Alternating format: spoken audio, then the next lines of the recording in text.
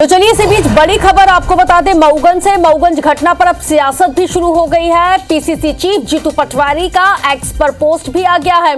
गडरा गांव में एक युवक को बंधक बनाकर पीटा गया। मौके पर पहुंची पुलिस टीम पर भी हमला हुआ। हमले में एएसआई की मौत हो गई। जीतू पटवारी ने सरकार को घेरा है। मध्य प्रदेश की कानून व्यवस्था में अब तो पुलिस भी सुरक्षित नहीं है। देखिए जीतू पटवारी जो यहाँ पे भारतीय जनता पार्टी जिसकी सरकार मध्य प्रदेश में है उस पर कटाक्ष करते हुए अभी घंटे भी नहीं बीते होंगे इस घटना को लेकर, लेकिन अब इस पूरे प्रकरण में राजनीति शुरू हो गई है और कांग्रेस के पीसीसी चीफ हैं जिन्होंने जोरदार निशाना साधा। हरप्रीत कौर रीन जुड़ गई है ज्यादा जानकारी के साथ संवाददाता। हरप्रीत, बहुत ज्यादा वक्त भी नहीं गुजरा लेकिन कांग्रेस को सियासत करने का मौका मिल गया। बिल्कुल, देखिए जाहिर सी बात है, एक बहुत बड़ी घटना है। इस पूरी घटना में खुद अब डीजीपी भोपाल से नजर रखे हुए हैं। फोर्स रवाना किया गया है रीवा से। इस घटना को डीजीपी कैलाश मकवाना ने बेहद दुर्भाग्यपूर्ण बताया है और सबसे बड़ी बात है कि अभी भी जो स्थिति है वो तनावपूर्ण बनी हुई है। ऐसे में जाहिर सी बात है कि राजनीति शुरू हो चुकी है।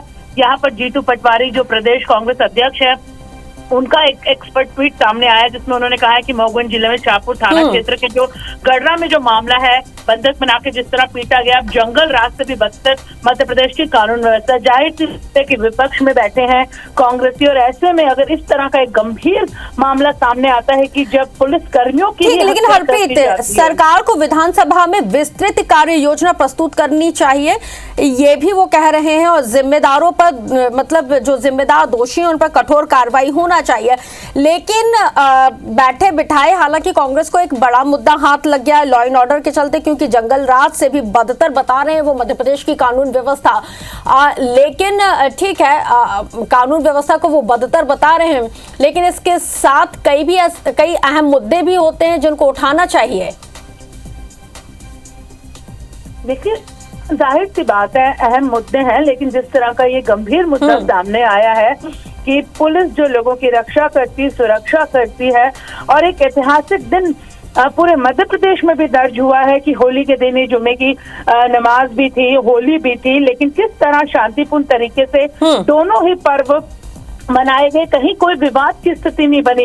पुलिस ने राहत की सांस यहाँ पर ली। लगातार जो मॉनिटरिंग इस दिन को लेकर की जा रही थी, लेकिन आज होली के अगले ही दिन जिस तरह का वाकया सामने आया है उसने एक बार फिर पूरे प्रदेश में सनसनी फैला दी है। ये कोई छोटी मोटी घटना नहीं है कि जब पुलिस किसी व्यक्ति को रेस्क्यू करने जाती है। घटना हरप्रीत छोटी नहीं है, लेकिन बड़ा सवाल यह है कि जो डीजीपी साहब हैं वो क्या कह रहे हैं, सिर्फ मॉनिटरिंग करना तो काफी नहीं। देखिए मॉनिटरिंग, अगर कोई अधिकारी भोपाल में बैठा है, सबसे बड़ा अधिकारी है, प्रदेश पुलिस विभाग का मुखिया है, तो जाहिर सी बात है कि मॉनिटरिंग करना भी एक मैनेजमेंट है उनका कि किस तरह फोर्स रवाना की जाए, कहां पर फोर्स लगाई जाए। इन तमाम चीजों को वो वहां पर देख रहे हैं। खुद वो पल पल की जानकारी अधिकारियों से ले रहे हैं। इस पूरी घटना को उन्होंने बेहद दुर्भाग्यपूर्ण बताया है और उन्होंने कहा है कि जिस तरीके से ये वाकया सामने आया है, तनाव की स्थिति बनी है, पहली प्रायोरिटी पुलिस की उस तनाव को टालना है। जिस तरह से स्थानीय लोगों की वहां भीड़ जमा हुई है उन्हें तितर बितर करना है और जो पुलिसकर्मी घायल हैं। ठीक है, अभी थोड़ी देर पहले हरप्रीत हमारे साथ रीवा कलेक्टर भी जुड़े हुए थे, अजय श्रीवास्तव जी। उन्होंने कहा है कि तत्काल प्रभाव से क्षेत्र में जो सिचुएशन है उस पर कंट्रोल कर लिया है और वहां पर बीएनएस की धारा 163 के साथ 144 को लागू कर दिया है। हालांकि अब देखना ये होगा कि सिचुएशन कितनी कंट्रोल हुई है और कितनी आउट ऑफ कंट्रोल हुई है, क्योंकि कितनी भी कंट्रोल करने की कोशिश यहाँ पे जिला प्रशासन और पुलिस प्रशासन की तरफ से सिचुएशन को किया जाए, लेकिन जो राजनीति है वो आउट ऑफ कंट्रोल हो ही जाती है और आरोप प्रत्यारोप का दौर शुरू हो जाता है, जैसा कि इस पूरे घटनाक्रम पे हम देख रहे हैं। बहुत शुक्रिया हरप्रीत तमाम जानकारी हमारे साथ साझा करने के लिए।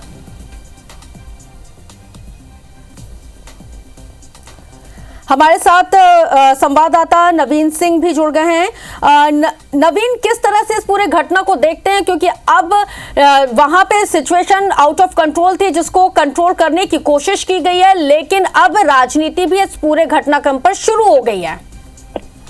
देखिए बिल्कुल, मध्य प्रदेश के मऊगंज में ये घटना बड़ी दुर्भाग्यपूर्ण है। कांग्रेस भी इससे इत्तेफाक रखती है। कांग्रेस का भी कहना है कि इस तरीके की घटनाएं नहीं होनी चाहिए। हालांकि इस पूरे मसले पर सियासत जरूर शुरू हो गई है। कांग्रेस ये कह रही है कि मध्य प्रदेश के मुख्यमंत्री के पास ही गृह विभाग भी है और गृह विभाग का ये फेलियर है। लगातार मध्य प्रदेश में इस तरह की घटनाएं हो रही हैं। कांग्रेस के तमाम नेता ये कह रहे हैं कि मध्य प्रदेश में जंगल राज है, पुलिस रोज पीट रही है, कभी आम आदमी पीट रहा है, कभी आरोपी पीट रहे हैं, कभी अपराधी पीट रहे हैं। तो इस तरीके की घटनाएं मध्य प्रदेश के लिए कॉमन नहीं है और ये घटनाएं दुर्भाग्यपूर्ण है। हालांकि इस पूरे मामले पे बीजेपी ये जरूर कह रही है कि मामले की जांच चल रही है, घटना नियंत्रण में है। पीएचक्यू पुलिस हेडक्वार्टर की तरफ से पूरी घटना पर नजर रखी जा रही है। खुद कैलाश मकवाना मध्य प्रदेश के डीजीपी पूरी नजर रखे हुए हैं और बड़ी राहत की खबर ये भी इस बीच में आई है कि वहां से जिस एसडीओपी को बंधक बनाया हुआ था तो वो भी फिलहाल छूट चुके हैं। तो ये एक राहत भरी खबर है। हालांकि चिंता जरूर इस बात की है कि अभी पूरी रात बाकी है और ऐसे में अगर ग्रामीण उग्र होते हैं तो पुलिस किस तरीके से लॉ एंड ऑर्डर को मेंटेन करेगी। क्योंकि मध्य प्रदेश का बिल्कुल नया जिला है, इसकी उम्र 1 साल भी पूरी नहीं हुई है और लगातार वहां इस तरीके की घटनाएं सामने आ रही है। इससे पहले भी कई सारी घटनाएं मऊगंज जिले से आई हैं पिछले 3 महीने के भीतर। तो क्या नवीन इसको इंटेलिजेंस फेल्योर माना जा सकता है? क्योंकि जिस तरह से इस पूरी वारदात को अंजाम दिया गया है, क्योंकि पहले के शख्स की मौत किसी और शक के चलते हो जाती है, फिर उसके बाद हत्या के आरोपी को भी मौत के घाट उतार दिया जाता है और सिचुएशन को कंट्रोल करने के लिए पुलिस पहुंचती है और पुलिस को इस बात का अंदाजा नहीं रहता है कि सिचुएशन इतनी ज्यादा आउट ऑफ कंट्रोल हो जाएगी। तो क्या ये इंटेलिजेंस फेल्योर माना जाए इसको? क्यों नहीं, बिल्कुल ये मध्य प्रदेश पुलिस का सबसे बड़ा फेलियर है।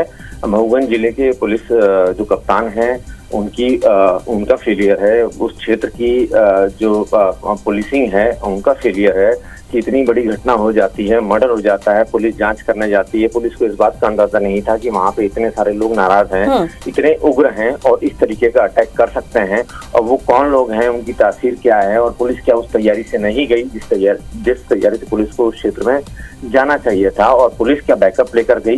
तो ये सारे सवाल हैं, ये सारे सवाल पुलिसिंग पर खड़े हो रहे हैं। जाहिर सी बात है, घटना दुर्घटना जो भी होती है उस पर मध्य प्रदेश में या देश के किसी भी हिस्से में राजनीति जरूर होती है, लेकिन सबसे प्राथमिकता, सबसे प्रमुख बात तो यही है कि जो वहाँ की लोकल पुलिस है, वहाँ की पुलिस को ये जानकारी होनी चाहिए थी किस जगह पर किस तरीके की घटना हुई है, कौन लोग हैं और क्या उनका नेचर है, उस क्षेत्र की क्या तासीर है और किस तरह की घटनाओं में किस तरीके का बैकअप लेकर। तो क्योंकि यहाँ पे जीतू पटवारी ने एक्स पर पोस्ट करते हुए प्रदेश के लॉ एंड ऑर्डर की जो कंडीशन है वो जंगल राज से भी बदतर यहाँ पे उन्होंने बता दी है मध्य प्रदेश की कानून व्यवस्था को।